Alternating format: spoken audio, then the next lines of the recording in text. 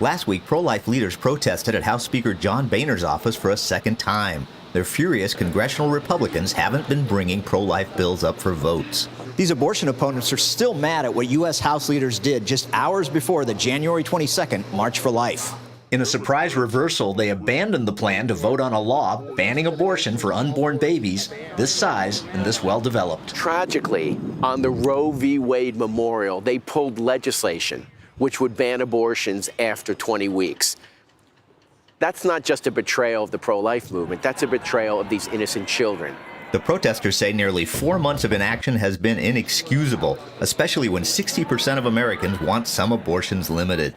Pro-life activist Mallory Quigley says that's especially true of the 20-week abortion ban. There's been more than 5 major national polls that all show that Americans agree with us on this point. It's time to remove the United States from the list of only 7 countries to allow abortion after this point in time.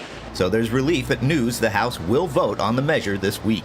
The pro-life movement is definitely on the move throughout the country. In fact, state legislatures have passed hundreds of anti-abortion bills. But at least until now, Washington politicians have been slow to act. And we're saying, come on, Congress, act on the promises that you made to America's children. Sometimes the details can get in the way. Illinois Congressman Randy Hultgren backs the legislation and blames delays on last-second reservations of some supporters.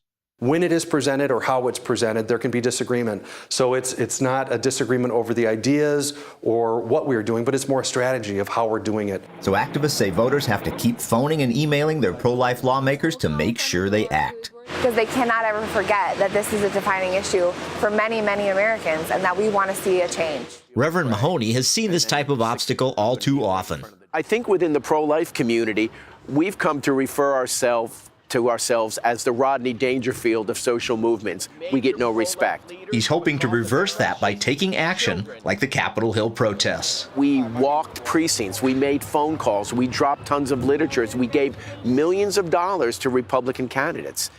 And tragically, look what happens. We get completely betrayed.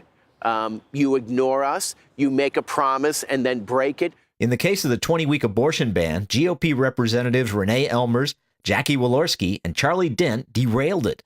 Elmers and Walorski complained the bill would force rape victims wanting an abortion after 5 months to have reported the rape. And Dent was worried about voting on a contentious social issue that could upset women and young voters. They talked enough other Republicans into opposing the ban, Speaker Boehner and fellow leaders felt they no longer had the votes to pass it. There still is a strong number of people who see that as important. Mahoney points out numbers that should matter to politicians, the 2014 election results. Every incumbent who lost was pro-choice. Not one pro-life incumbent lost. He says Republicans voting pro-life isn't just moral, it's smart politics. It's protecting their power base in the House. It's actually ensuring that they will win. And for Democrats, studies show 90% of all pro-life Democrats win.